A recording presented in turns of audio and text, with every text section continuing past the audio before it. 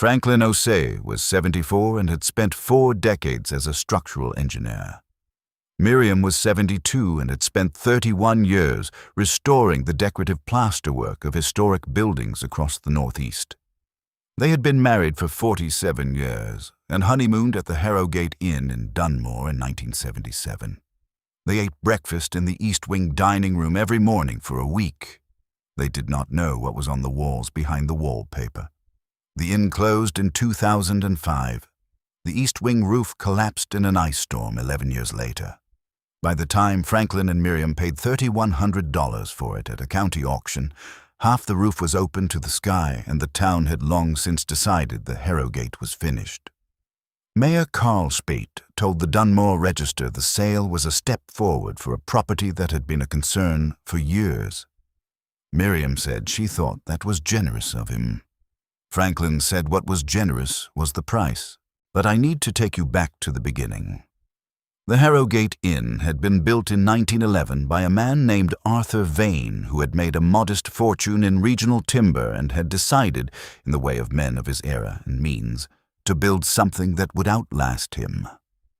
He had hired an architect from Pittsburgh and a craftsman from Philadelphia and a muralist named Thomas Ferret, who had been working the inn and resort circuit of the Northeast for a decade, painting decorative programs in the public rooms of hotels that wanted to be taken seriously.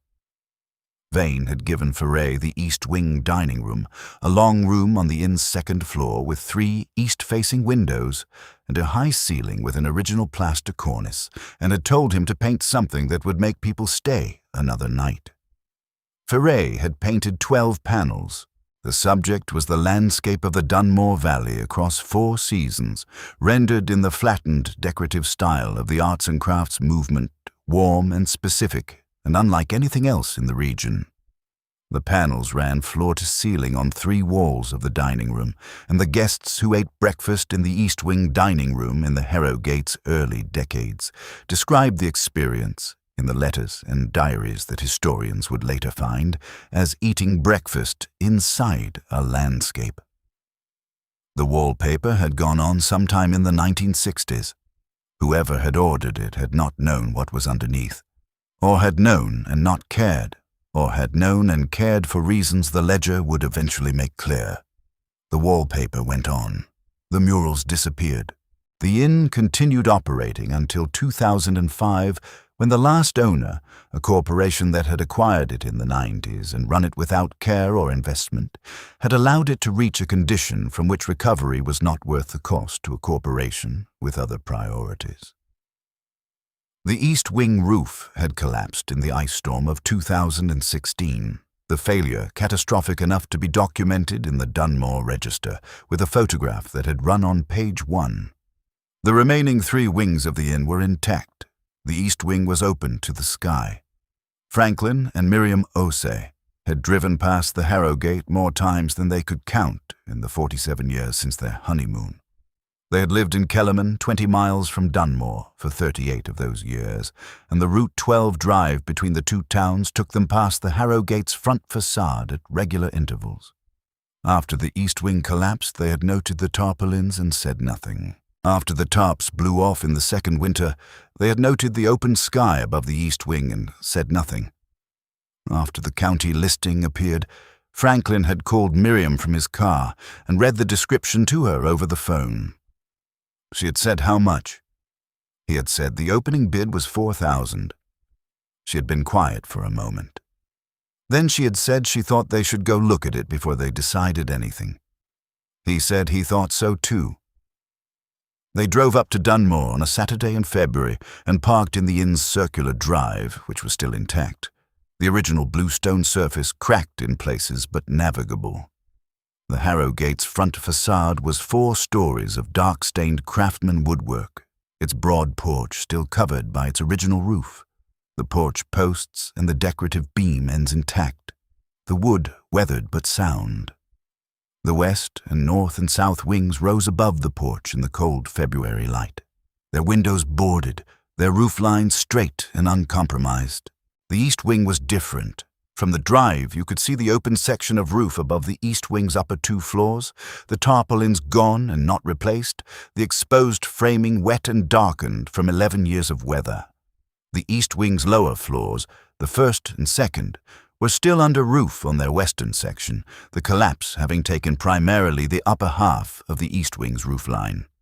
A section of exterior wall on the east face had gone with part of the roof, leaving the second floor of the east wing partially open on its east side. Franklin stood in the drive and looked at the east wing for a long time. He was a structural engineer, and he had been reading buildings for 40 years, and he could see, from the drive, what the roof failure had and had not done. The collapse had gone east and outward. The interior walls of the east wing, the walls that divided the east wing from the central portion of the building, were standing. The second floor of the east wing, the floor that contained the dining room where they had eaten breakfast every morning for a week in September of 1977, was still under the western portion of its roof and was accessible. He said the east wing walls were standing. Miriam said she knew. He said the second floor was accessible from the central stair. She said she thought they should probably look at it before they decided anything. He said that was what he had said on the phone. She said she remembered. They could not go inside that day because the building was still county property and they did not yet own it. They walked the perimeter in the February cold, and Franklin noted what he could see from outside with the methodology of a structural engineer who has been doing perimeter assessments for 4 decades, the foundation visible at the grade line, the condition of the structural elements visible from outside, the framing members visible in the collapsed section. He noted what the collapse had done and, more importantly, what it had not done.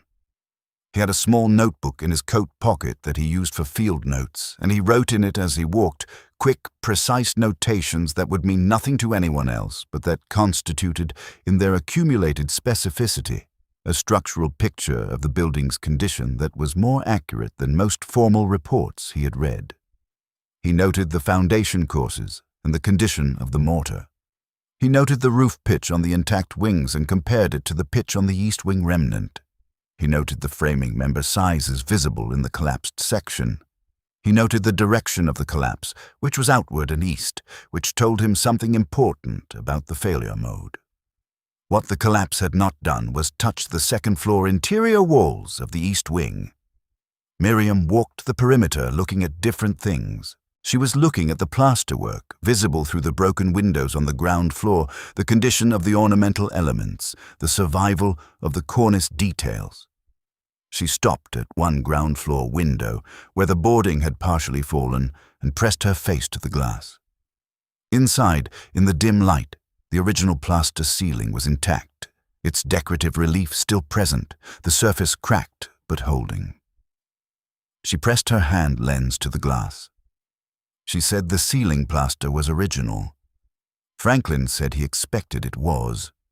She said a building with original 1911 plasterwork on the ground floor was likely to have original plasterwork on the upper floors too. He said he thought that was a reasonable inference. She said she thought they should probably buy the building. He said he had thought that since he read the listing. She said she knew he had. They drove back to Kellerman, and the following Wednesday morning they attended the county auction, and Franklin raised his hand at $3,100 after the price had been dropped twice, and the room, which held 11 people, had not produced a bid at $4,000 or at $3,500. The gavel came down, and the Harrowgate Inn belonged to Franklin and Miriam Osei. In the car outside the courthouse afterward, Miriam opened the canvas roll she had carried in her bag and took out the 2 measuring tapes. They were a matched pair, both leather-cased, both worn to a soft patina from decades of use. His was wider, a surveyor's tape for structural spans, and hers was narrower, a restorer's tape for decorative detail work. They had bought them at the same hardware store on their first shared job in 1976, the year before the honeymoon. When Miriam had been brought onto a restoration project Franklin was engineering, and they had gone to the hardware store together on the first morning because neither of them had a tape that reached the full span of the building they were assessing. She had picked up the 2 tapes from the same display and handed him the wider one without asking which he preferred, because she had already seen which one he would need. She had been right. She had been right about most things since then. She took the 2 tapes from the canvas roll and set his on the seat between them. He picked it up without putting it in his pocket, holding it. He said they should see the inside before they made any decisions. She said she thought the inside was going to confirm what the outside had already shown them. He said he knew she thought that. She said she also thought the East Wing's 2nd floor was where they needed to start. He said he agreed. She said she had thought about the East Wing dining room more than once since the listing came up. He said he had too. She said she thought they had probably sat in that room for a week in 1977 and eaten breakfast in front of something remarkable without knowing it was there. He said they would not know until they were inside. She said that was true of most things. Mayor Carl Spite had been mayor of Dunmore for 9 years and had in that time developed a cautious relationship with the Harrowgate Inn, which had been a problem property through most of his tenure, too large to ignore and too damaged to address, without resources the town did not have. His statement to the Dunmore Register after the auction had been chosen carefully, the word concern rather than liability, the phrase step forward rather than finally addressed, the overall tone of someone threading between encouragement and accountability. Priya called from Seattle 2 days after the auction. She was their daughter, 42 years old, a civil engineer who had grown up watching her father read buildings and her mother restore them, and who had drawn from both a precise understanding of the gap between what a building looked like and what it actually was. She asked her father what the structural report said. Franklin said he had not yet commissioned an independent report because he had done the perimeter assessment himself and had a clear preliminary picture of the structural condition. Priya said a preliminary picture from a retired engineer who had just paid $3,100 for a property was not the same as an independent structural report. Franklin said she was correct and that he intended to commission one as soon as they had access to the interior. Priya asked what the roof replacement on the East Wing alone was projected to cost at current labor and materials rates for a building of this construction type and period. Franklin gave her a number. She was quiet. She asked if they had considered that the number he had just given her was roughly the GDP of a small country relative to what they had paid for the property. Franklin said he thought that was an overstatement. Miriam got on the phone and told Priya about the honeymoon. She said they had spent a week in this building in 1977, and that she had spent most of the week looking at the plasterwork in the public rooms because even then she had understood that she was in the presence of exceptional decorative work. She said the plasterwork visible from outside through the ground floor windows was intact. She said she thought the East Wing dining room was worth examining before any conclusions were drawn about what the building was. Priya said she did not know what the East Wing dining room had to do with the structural cost projections she was discussing. Miriam said she thought it might have a great deal to do with them and that she would call Priya when they had been inside. Priya said she would be waiting for that call. Lena Voss called the following week. She was 69 years old and had spent 28 years as a historic preservation officer for the state, and she had lived in Dunmore for the last 12 of her retirement years. She had known about the Harrowgate Inn in a professional capacity for most of her working life. It had been on the State Register of Historic Places since 1984, which meant it had a formal recognition of its architectural significance that the county's handling of it across the years had not always honored. She had watched the East Wing collapse from her car on the morning after the ice storm and had said something to herself that was not repeatable. She called Franklin and said she had heard about the auction and wanted to offer whatever she knew about the building that might be useful. Franklin said he would be very glad to have it. She came on a Tuesday morning with a folder that contained a copy of the State Register nomination from 1984, a set of archival photographs of the building from its original construction period and from a survey done in 1962, and a copy of the original building ledger from 1911 that she had located at the County Historical Society 3 years earlier when the Harrowgate had been under consideration for an emergency stabilization grant that had ultimately not materialized. She set the folder on the car hood in the Harrowgate's circular drive and opened it. The 1911 ledger was a contractor's record in a plain-bound notebook, the handwriting clear and organized, covering the construction sequence and the materials and the workers by trade.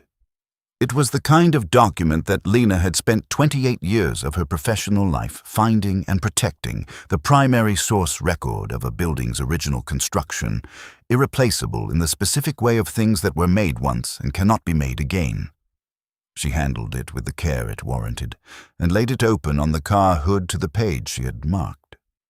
Partway through the ledger, in an entry dated April of 1911, there was a record of payment to one Thomas Ferret, muralist, for the completion of the East Wing dining room decorative program.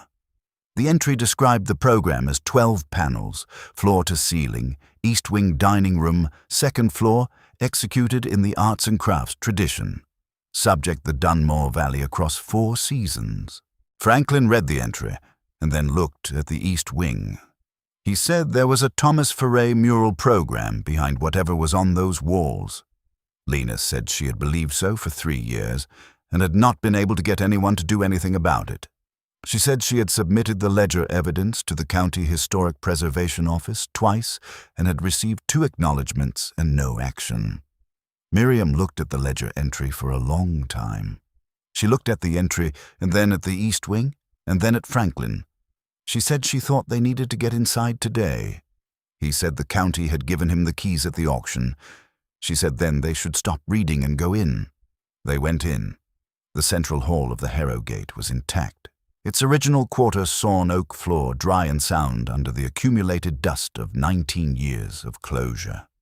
The reception desk was still in place along the west wall, its surface dusty but its craftsman woodwork intact. The staircase rose from the center of the hall to the upper floors, its original balustrade sound, the newel posts carved in the craftsman style with the geometric motifs of the period.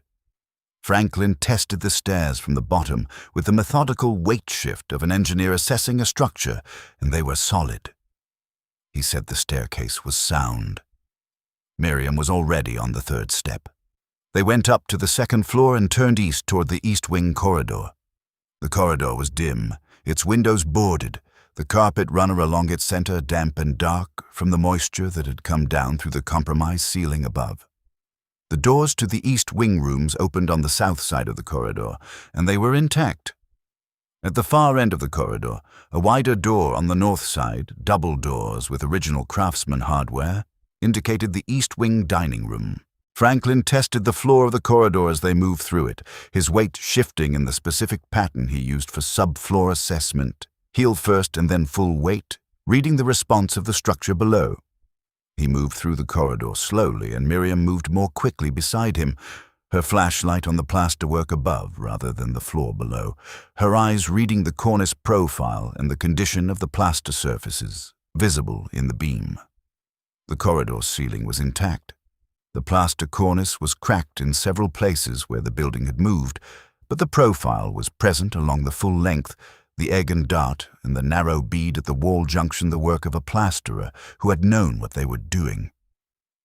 Miriam made the sounds Franklin had learned to interpret over 31 years of working alongside her, sounds that had no words but had specific meanings, the sounds she made when she was reading a surface and finding it better than she expected.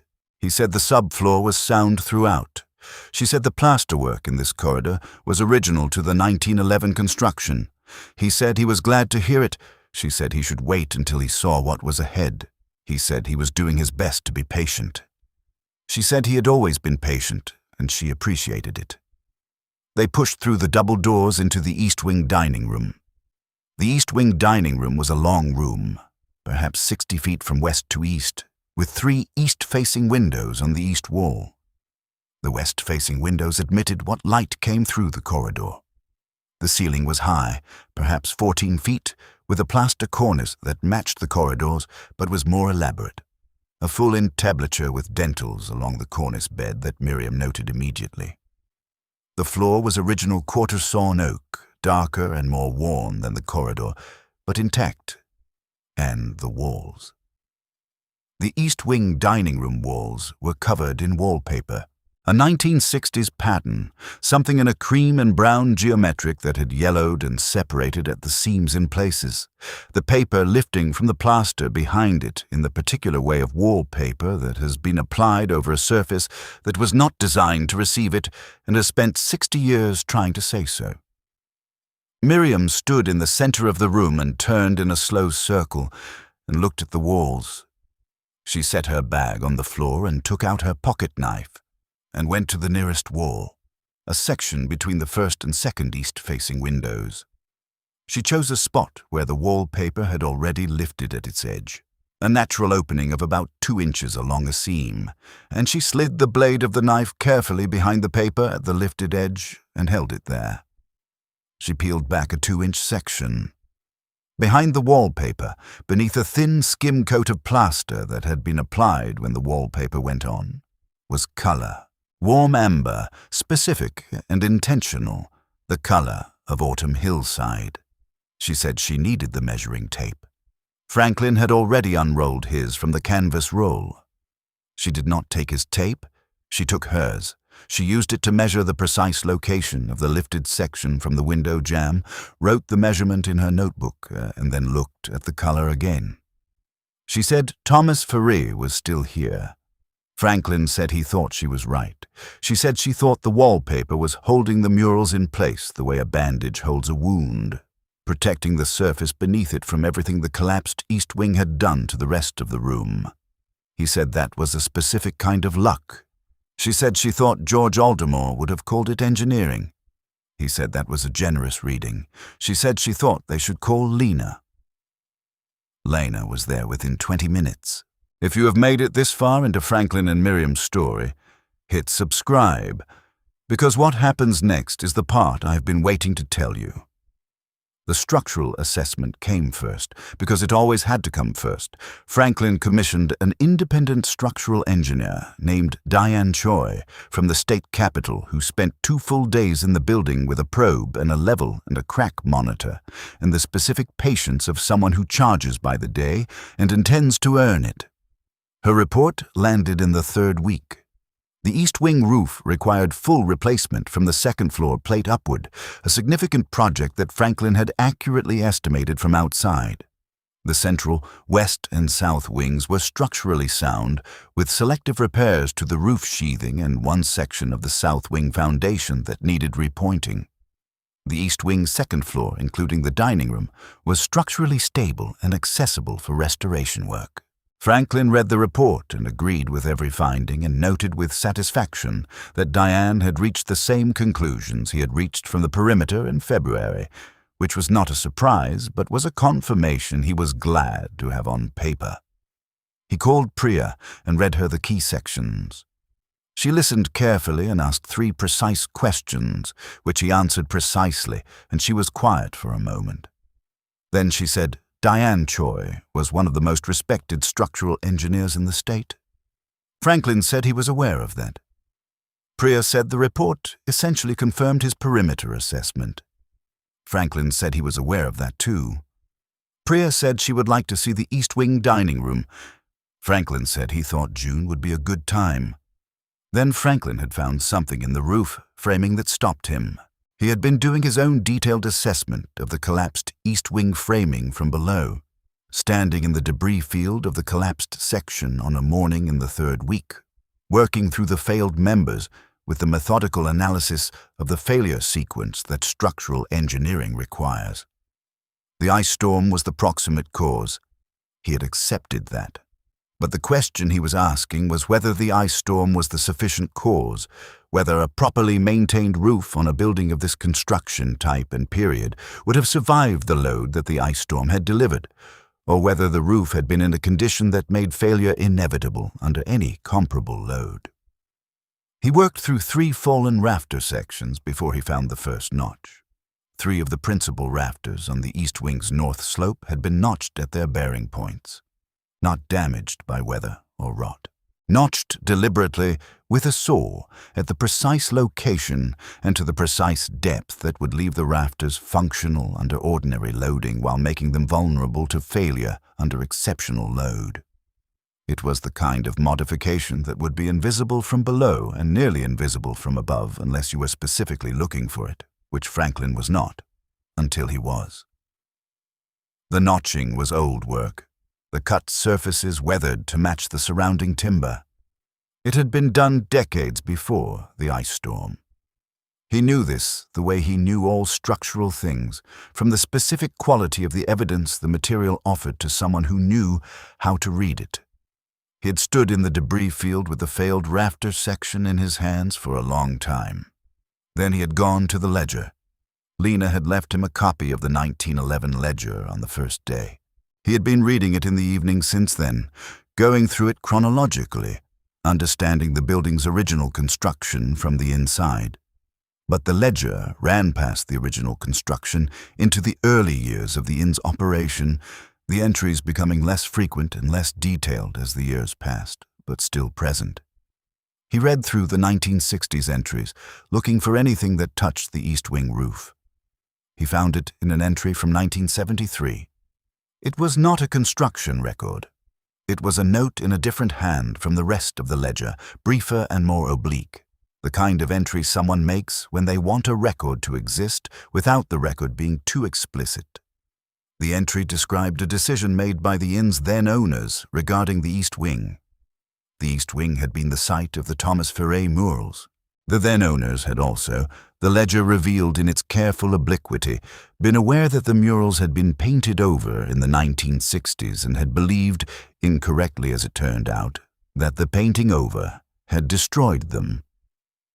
The ledger entry in 1973 described a concern about what would happen if the murals were ever discovered, because the person who had commissioned the painting over had done so without the knowledge or permission of the building's other stakeholders, and the documentation of what had been painted over was in the 1911 ledger, which the person in question had been unable to destroy because it was held at the County Historical Society. The east wing roof, the ledger implied in its careful obliquity, had been made to be unreliable. The intent had been that an eventual failure would take the east wing walls with it and solve the problem of the murals permanently. The roof had failed. The walls had not. Franklin sat with the ledger in the central hall of the Harrowgate Inn for a long time. Then he called Lena. Lena came and read the 1973 entry and sat with it for a while. She said she had known for 3 years that something was unusual about the east wing collapse pattern and had not been able to explain it from outside the building. She said the deliberate notching of the principal rafters was a fact that needed to be documented and preserved as part of the building's record. Franklin said he agreed. Lena said it also meant that someone had tried to destroy the murals and had failed, which was the part of the story she intended to include in the State Register update. Franklin said he thought the murals were going to need their own announcement. Miriam had been working in the East Wing dining room since the second week, doing the systematic survey of the wallpaper's condition and the plaster beneath it that would determine the removal strategy.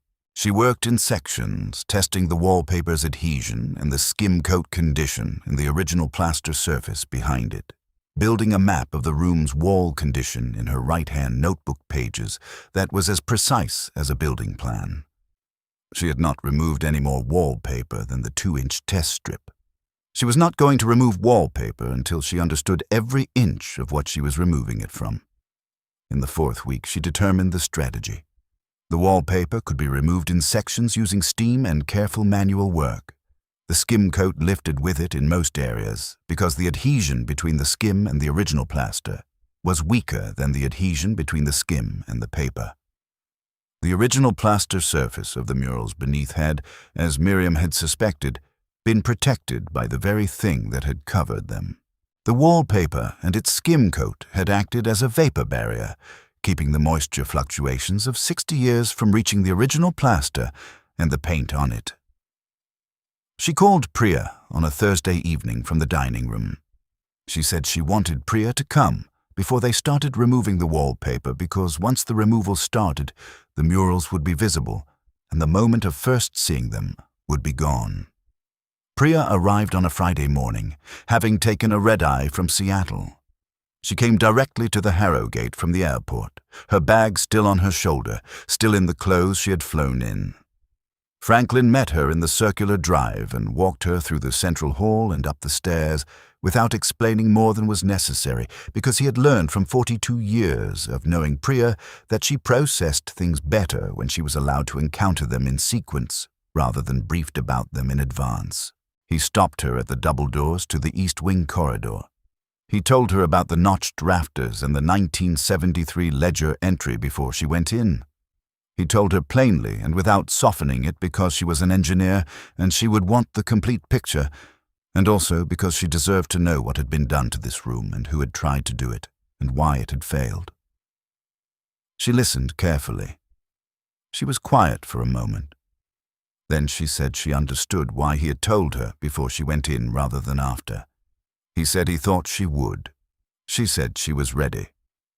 He pushed the double doors to the East Wing corridor open, and they walked through to the dining room doors. He pushed those open too and stood back.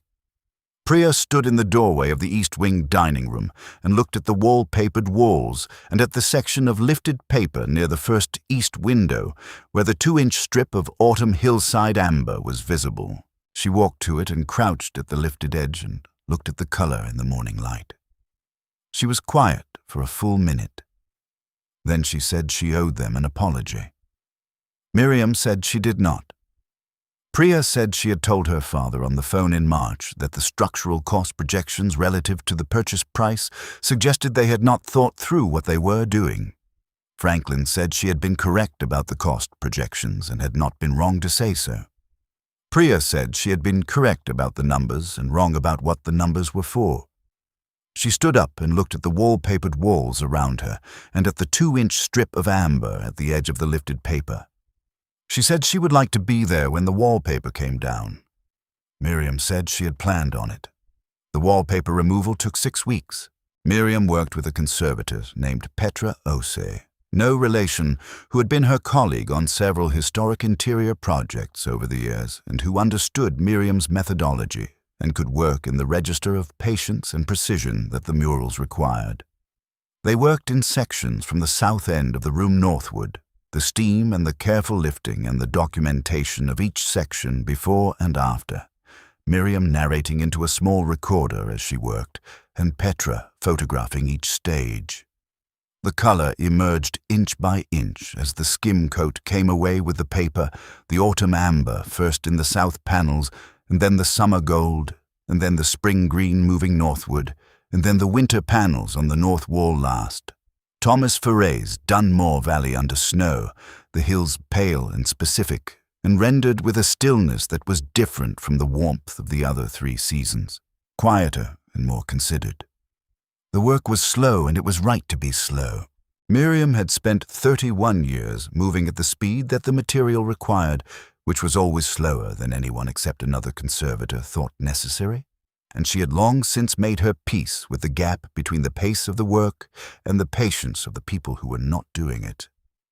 Priya came twice during the 6 weeks, once at the beginning when the autumn amber was first becoming visible in a full section, and once in the 5th week when 3 walls were revealed and the north wall was the only one remaining. She helped with the documentation photography on both visits and did not rush anything.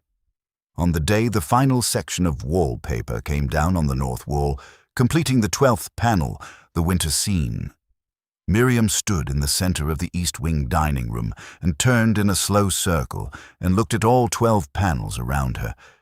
She had seen exceptional decorative work in her career.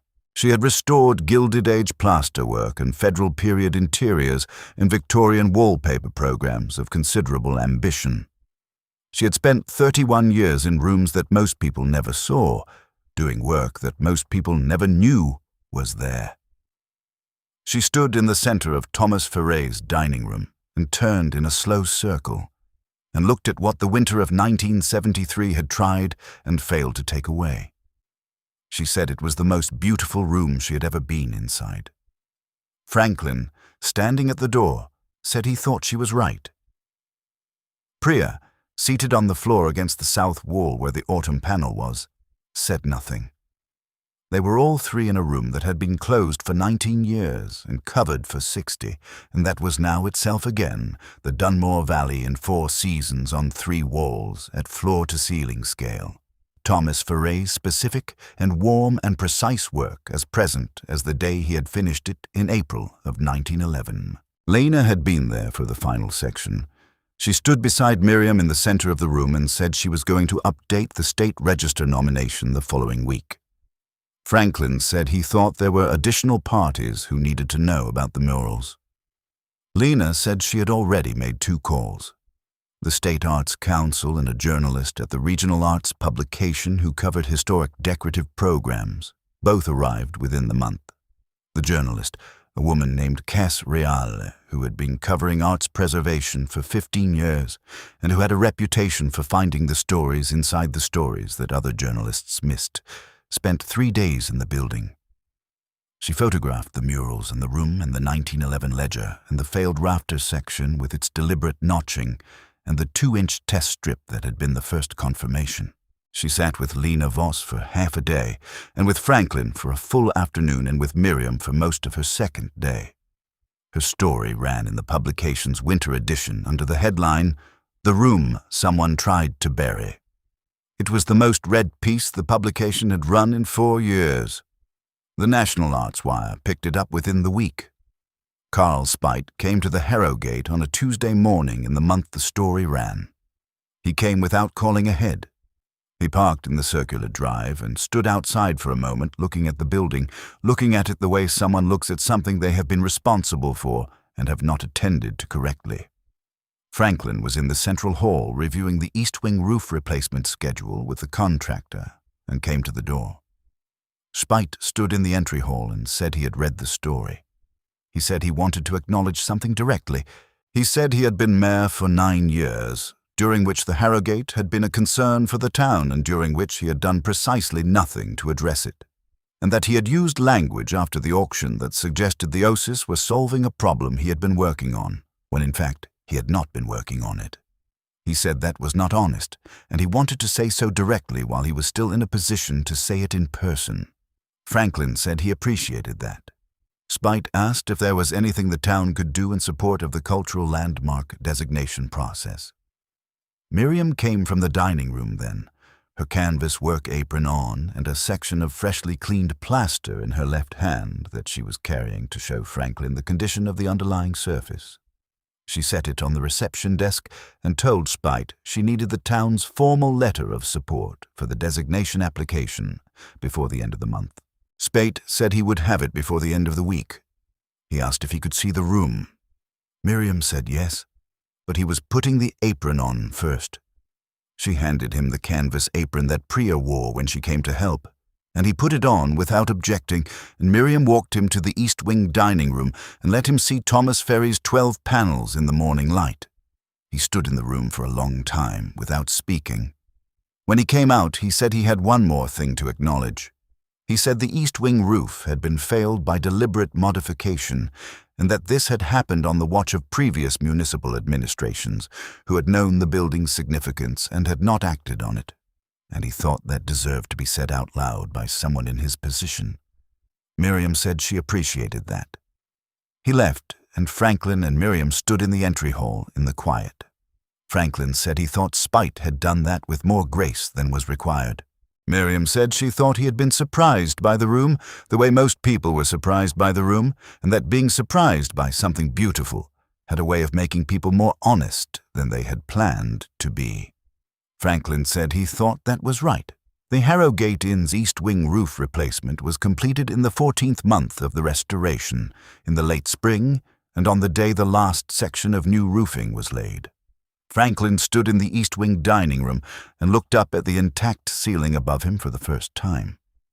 The new roof above the dining room was the same construction type as the original, the same pitch, the same structural logic, built by a contractor named Willis, who had spent 30 years in historic construction and who had treated the job with the specific care of someone who understood what was below the roof he was replacing. Franklin stood in the room with the sealed ceiling above him and the 12 panels around him. He said the room was the same room it had been in September of 1977. Miriam said that was true and not true. She said the room was the room Thomas Ferret had painted in 1911. She said in 1977 they had sat in a room with the murals behind the wallpaper and had not known they were there, and now the murals were visible, and the roof above them was sound, and the room was what it had always been intended to be. She said they had eaten breakfast in this room for a week and had not known what they were looking at. He said they knew now. She said they did. On an evening in the Harrowgate Inn's second year of its soft opening, after the last guests of the week had gone and Lena had gone home, and the East Wing dining room was quiet in the late light, Franklin and Miriam sat together at the table nearest the north window. It was the table they always chose when they were in the room without guests, the table that gave them both a direct view of the south wall's autumn panels, which Miriam had identified in the early weeks as the strongest section of Ferret's work. The panels where his understanding of the Dunmore Valley light was most precise. The matching measuring tapes were on the table between them, both unrolled slightly from the canvas roll, the way they ended up after a working day, neither fully put away nor fully out, resting between the two notebooks in the easy middle state of tools that belong to people who have been using them all day and are not yet done with the day, even when the day's work is finished. Miriam had her notebook open to her right-hand pages. Franklin had his notebook open to his left-hand pages. She was writing her notes from the week's plasterwork assessment of the third-floor rooms. He was writing his notes from the week's structural review of the South Wing foundation, repointing. They wrote in their own pages for a while. Then Miriam looked up at the winter panel behind Franklin, Thomas Ferret's Dunmore Valley under snow, the hills pale and specific and warm despite their whiteness. She said she thought Thomas Ferret had been a remarkable painter. Franklin said he thought Thomas Ferret had been a man who understood his subject, and that understanding a subject was the beginning of being remarkable at anything. She said she thought that was right. He said he thought about the week in 1977 sometimes. She said she did too. He said he thought about sitting in this room for a week eating breakfast and not knowing what was on the walls behind the paper, and he thought about what else he had been in the presence of in his life that he had not known was there. She said she thought everyone had things like that. She said she thought the lucky ones found some of them eventually. He said he thought they had been lucky. She said she thought so too. Outside the East Wing windows, the Dunmore Valley was going dark in the evening, and on the walls of the room, Thomas Ferret had painted it the way it had looked in 4 seasons in the year 1911, the hills and the light and the specific color of a particular landscape in a particular time, preserved behind paper for 60 years and now visible again, the room doing what Arthur Vane had asked of it when he hired a muralist from Philadelphia and told him to paint something that would make people stay another night. It had taken 113 years, but the room was finally doing its work again, and it would do it now for as long as the building stood. I want to know how Franklin and Miriam's story sat with you. Leave it in the comments below. Whatever you felt when the wallpaper came down, or when you understood what someone had tried to do in 1973, belongs there, and I want to read it. Tell me where you are watching from today.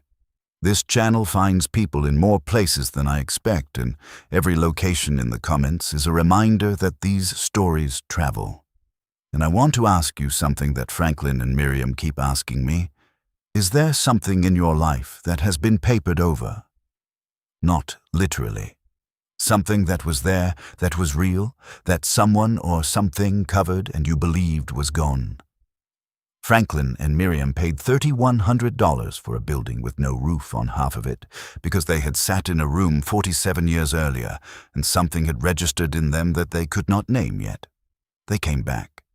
They found it was still there. What is the thing you believe is still there, under the paper, waiting for someone to come back with a pocket knife and a measuring tape and enough patience to do the work correctly? Tell us. I want to know. Thank you for spending this time with Franklin and Miriam and with this channel. The next story is already waiting. I think you will want to hear it.